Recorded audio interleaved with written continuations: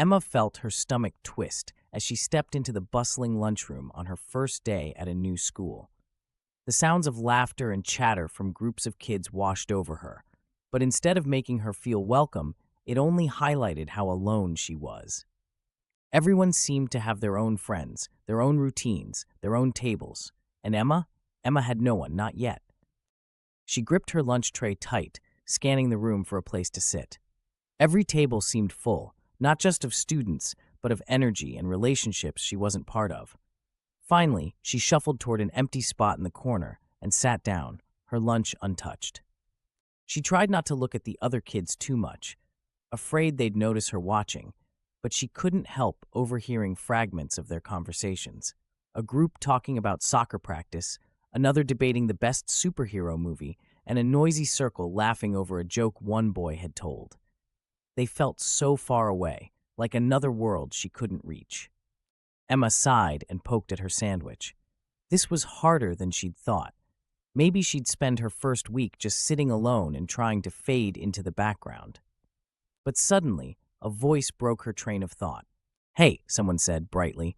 Emma looked up to see a boy standing next to her table. Jake, she thought his name was. He was in her homeroom earlier that morning. He had brown hair that curled up at the edges and a friendly smile that made him seem like he was never nervous about anything. "Are you new?" Jake asked. Emma swallowed and nodded. "Want to come sit with us?" He pointed to his nearby table, where a group of kids were waving at her to come over. "We're playing a game, figuring out who can name the most animals in 30 seconds. It's kind of silly, but you want to try?" Emma hesitated. Join them? She wasn't sure if she'd be good at the game or if they'd even like her. But Jake's smile didn't waver, and the kids at his table looked nice. It was better than sitting alone, right? "Okay," she said quietly, standing up and following him over. The game was chaotic but fun. Everyone jumped in, shouting things like lion and giraffe and platypus. Emma found herself laughing before she even realized it. By the time it was her turn, she'd forgotten to be nervous.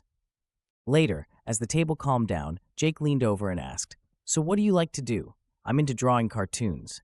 "You?" Emma's eyes lit up, surprised to hear him say that. She loved drawing too. The two of them started chatting about sketching, doodling, and their favorite artists. By the end of lunch, Jake had an idea.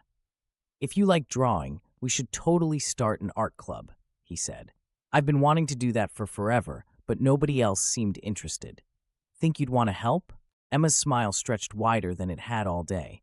"Yeah," she said, "I'd love to." By the end of the week, Emma hardly recognized herself. She had new friends, an exciting project to look forward to, and a feeling she hadn't expected this soon. Belonging. She had new friends, an exciting project to look forward to, and a feeling she hadn't expected this soon. Belonging. It all started with one kind gesture, an invitation, and now she didn't feel like just the new kid. She felt like she was home,